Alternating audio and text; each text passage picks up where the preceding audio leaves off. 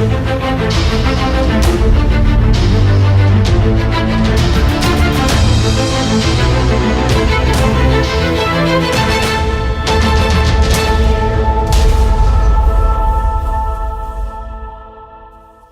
connaîtrez la vérité et la vérité vous rendra libre. C'est encore un numéro de Libéré, Jean 8, verset 32. Je sais que vous êtes scotchés et aujourd'hui nous choisissons de parler des blocages à la maturité chrétienne. On reste scotchés.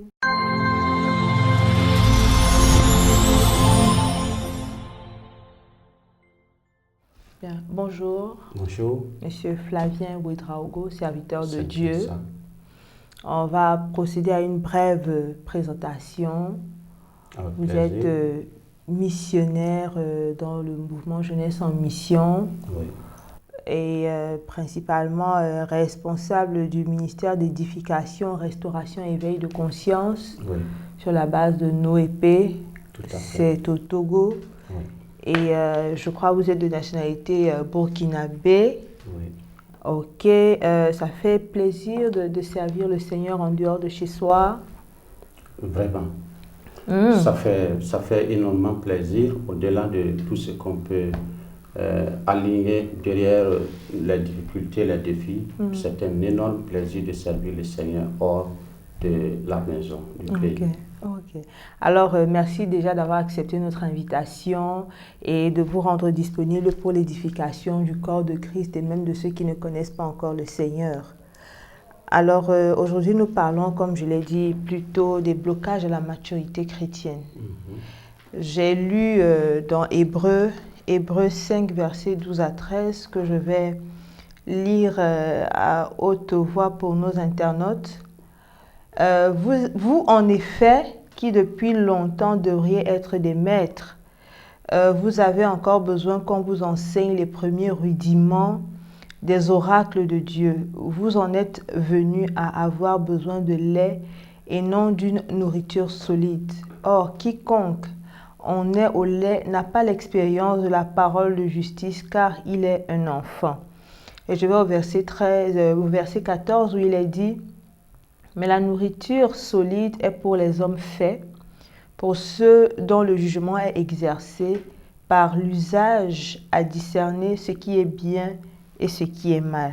Amen. Amen. Alors, nous avons appris en écoutant des émissions précédentes, en les suivant et avec l'édification, l'aide des autres serviteurs de Dieu, que la vie chrétienne, en fait, c'est une marche, c'est un processus. Mais on entend très souvent parler de chrétiens matures, de chrétiens charnels, de chrétiens ci ou ça, spirituels, pas spirituels et tout. Chrétiens matures. Est-ce qu'il y a une étape de la vie dans cette marche chrétienne où on estime que vous êtes déjà mature? Oui, il faut d'abord reconnaître que nous faisons face à un sujet de si grande importance parce qu'aujourd'hui, il faut le reconnaître, la marche du corps de Christ de façon générale devrait aller en conformité avec la parole de Dieu, qui est le standard, qui est la référence qui nous guide chaque jour. Et nous pouvons, comme vous l'avez si bien dit, arriver à un niveau de maturité louable. Toutefois, je n'estime pas que qu'un chrétien puisse arriver de façon définitive à un niveau de maturité spirituelle, de façon définitive. Parce que chaque jour que Dieu fait, nous sommes dans une course avec le Seigneur. Et cette marche avec le Seigneur doit être constante et elle doit être renouvelée dans la présence de Dieu et en nous instruisant de la parole de Dieu, qui est notre lumière, qui doit nous conduire tous les jours que Dieu fait. Bon, vous savez aussi qu'on peut conduire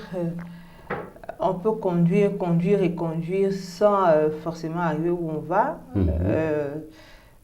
Quand on est dans les embouteillages, on est en pleine conduite. Tout à fait. Donc, comment estimer, comment évaluer dans sa propre vie chrétienne, au plan individuel, qu'on est véritablement en train de faire des progrès vers cette maturité-là?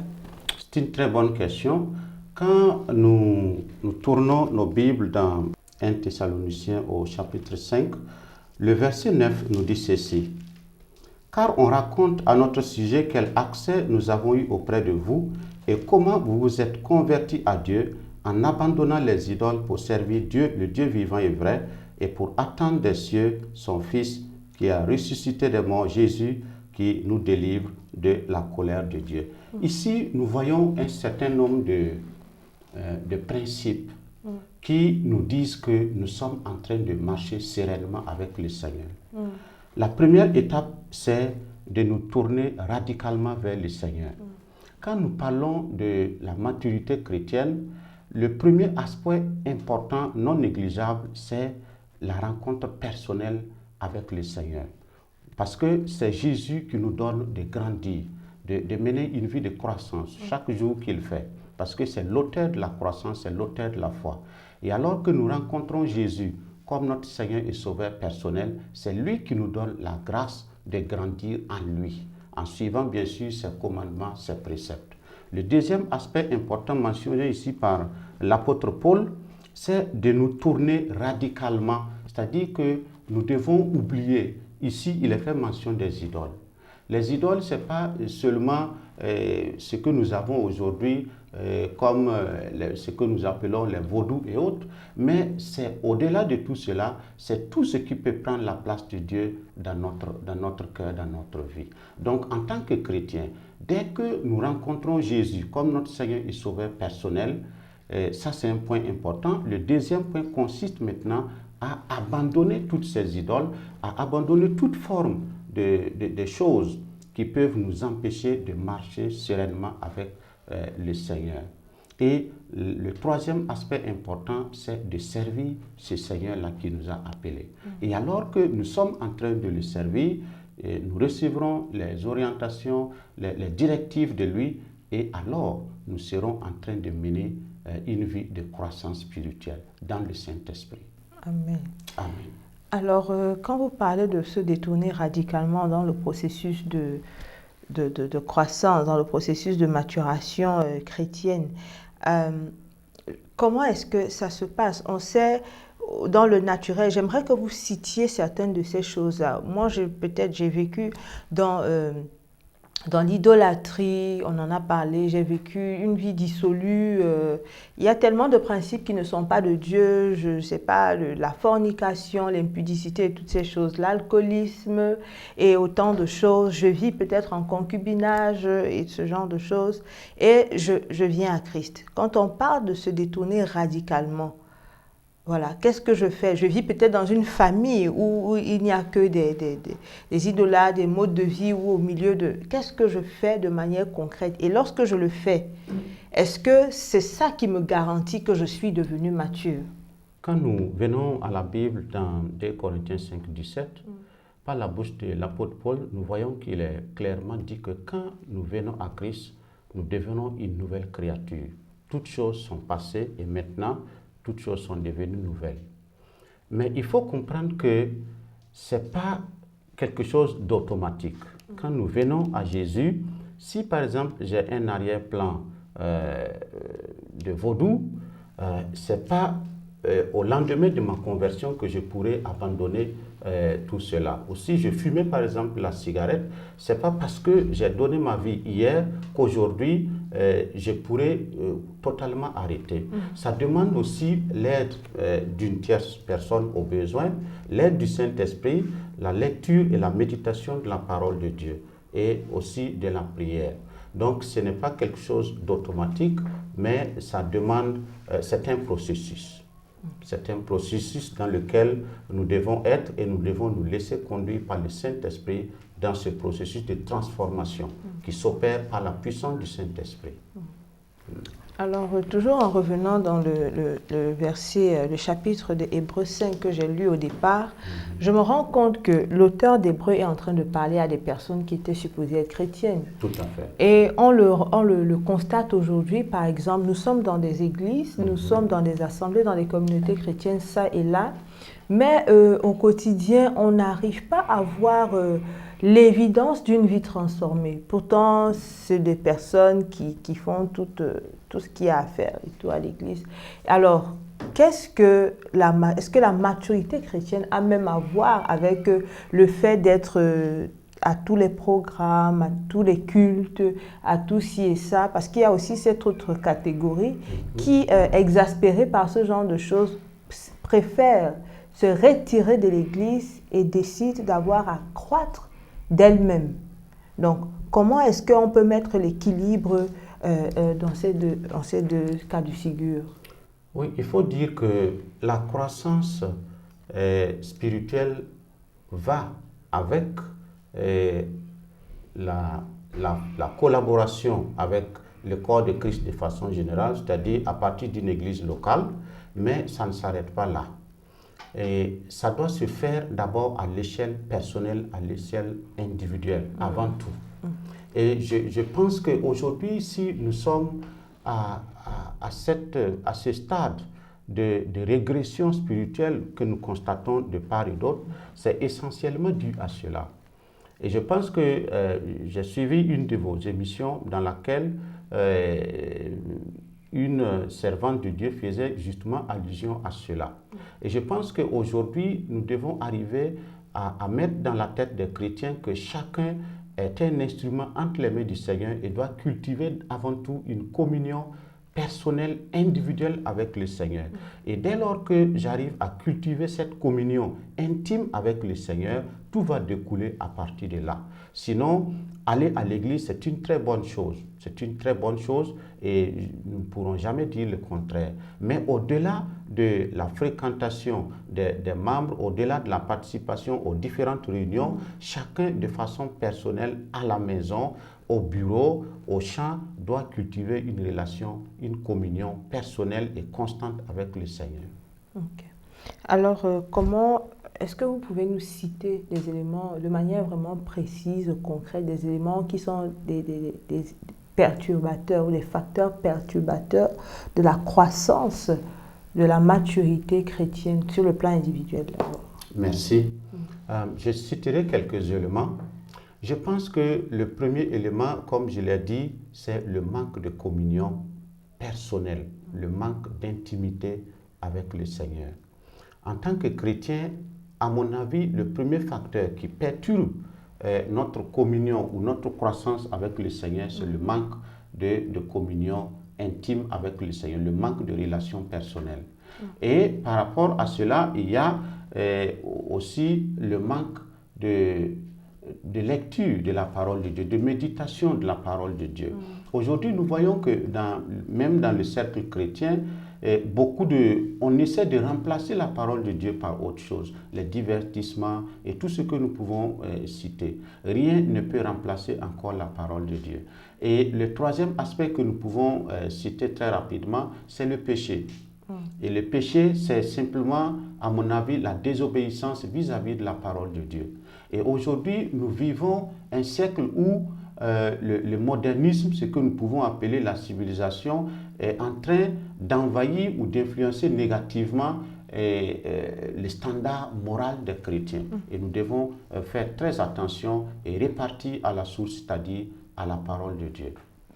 Avez-vous remarqué qu'on a de plus en plus de chrétiens qui n'ont pas de communion intime avec le Seigneur? Et comment cela se fait-il? Comment est-ce que l'Église réussit à devenir aussi une entrave à la communion personnelle que le chrétien doit avoir avec Dieu? Oui, le souci aujourd'hui, il faut le reconnaître, c'est que je pense que tout commence à l'échelle individuelle. Et quand je parle de l'échelle individuelle, il faut aller jusqu'au sommet. Quand vous parlez de l'Église, l'Église est une entité, c'est une institution au-delà du cercle de rencontres. C'est une institution dans laquelle les uns et les autres sont appelés à grandir chaque jour avec le Seigneur. Malheureusement, quand la vision du premier responsable déjà ou des premiers responsables déjà ne sont pas bien focalisés sur le Seigneur, ça peut constituer déjà un souci. Et il y a aussi qu'aujourd'hui, nous devons aussi savoir actualiser, sinon contextualiser la marche chrétienne en rapport avec les envahisseurs étrangers, c'est-à-dire tous les modes que l'ennemi utilise pour frapper les uns et les autres, surtout les jeunes aujourd'hui. Vous avez fait mention, on peut faire par exemple mention des problèmes liés à la corruption des bonnes mœurs. Et aujourd'hui, c'est un sérieux problème. Et je pense que le leader est celui-là qui doit hisser le regard pour voir plus loin et pour pouvoir apporter des réponses appropriées à ce qui est en train de vouloir envahir le troupeau. Et je pense que c'est dans cette dynamique qu'on pourra vraiment arriver à résorber ces problèmes d'actualité. Alors, quand nous lisons dans la Bible, des gens étaient éparpillés ça et là, et lorsqu'ils rencontraient Jésus et son groupe de disciples, lorsqu'ils rencontraient des apôtres qui sont restés et leur groupe ça et là, peu importe, en venant en relation avec eux, ils découvraient Dieu. Et c'est comme ça qu'ils entraient dans le processus qui les amenait aussi à croître et à devenir comme eux. Mais aujourd'hui, même quand qu'on rencontre le Seigneur et qu'on s'associe à une église, à une communauté assise à ça, ça ne garantit pas forcément que nous sommes en train de croître véritablement vers le Christ. Alors, moi, je veux bien savoir comment est-ce que l'individu lambda peut être conscient, peut faire l'équilibre. Parce que aujourd'hui, on ne dit plus certaines choses. On vous dit, vous jugez les gens, on vous dit que, enfin, il y a aussi des questions de finances. Les questions de finances où on ne dit plus, on ne veut plus dire des choses de peur que les gens s'en aillent et ce genre de choses. On organise de plus en plus de mouvements de réveil, et si ça, des programmes, 31 jours, 25 jours, 70 jours et tout. Donc, on a des masses qui se rassemblent constamment sous le couvert de l'Église, mais il n'y a pas on dit en anglais outcome. Il n'y a pas de outcome. Les mêmes personnes vivent dans la fornication, les mêmes personnes vivent dans la dissolution, le mensonge, les mêmes personnes manquent d'intégrité, les mêmes personnes qu'on attrape pour, comment on dit ça, qui détournent des fonds à l'échelle nationale comme internationale. Ce sont des personnes qui vont à l'église. Comment est-ce que le Saint-Esprit a quitté les assemblées? Comment est-ce qu'on peut être sauvé? Comment sauver sa tête dans ce genre d'environnement? Merci. C'est d'ailleurs une question d'actualité, comme vous l'avez dit. Et je pense que aujourd'hui, plus que jamais, nous avons d'abord besoin, au-delà de la communion personnelle, individuelle avec le Seigneur, nous avons besoin de voir des responsables leaders. Et quand j'appelle ce que je mets dans responsable leader, c'est des responsables qui sont une référence. Parce que la nouvelle génération, quand nous prenons par exemple l'exemple des enfants d'Israël, nous voyons qu'après 400 ans passés dans l'esclavage, bien qu'ayant été libérés, ils avaient toujours cette mentalité d'esclave.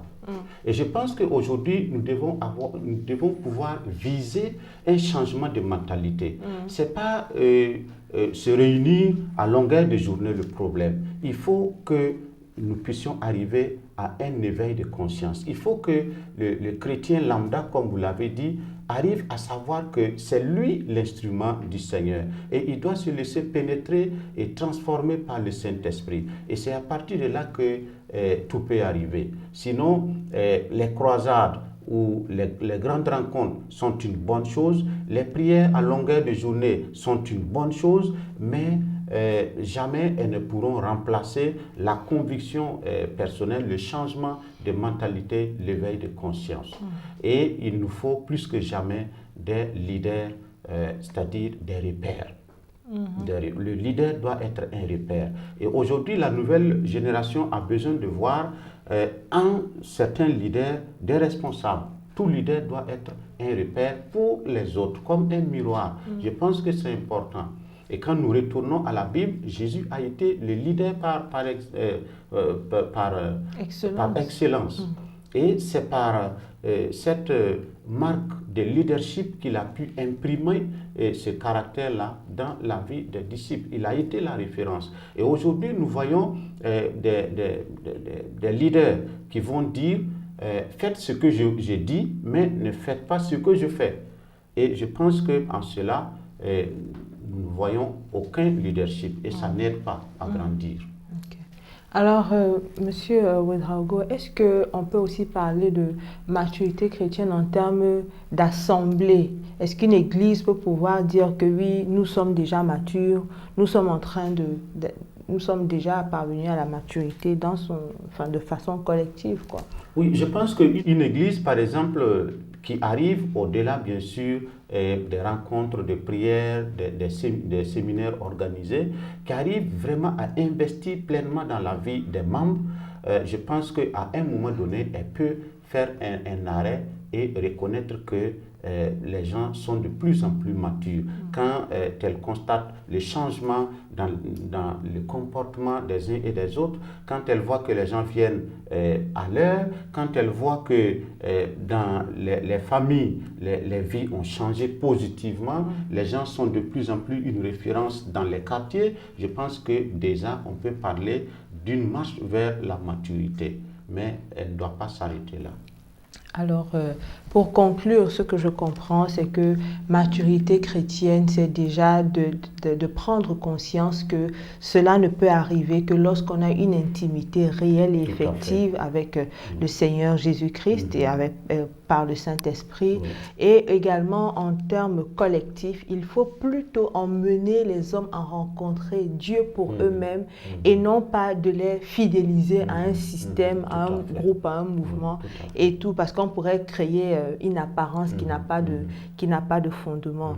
Alors, et le tout, en fait, c'est une responsabilité, elle doit être suivie, il y a un certain nombre d'efforts constants à faire, mais nous dépendons principalement de l'aide du Saint-Esprit et de la grâce de Dieu. Alors, merci beaucoup une fois de plus. Nous allons sortir sur ces mots-là et puis que nos internautes, où que vous soyez, vous vous abonnez par centaines, par famille, par église et puis recommandez également notre chaîne à d'autres personnes. Vous pouvez nous écrire à jean.832@gmail.com, Jean, Jean.8 HUIT 32 3 et 2 en chiffres @gmail.com. Sur la chaîne YouTube, c'est Libéré Jean 8 verset 32. Ciao, ciao et que Dieu vous bénisse. Ciao.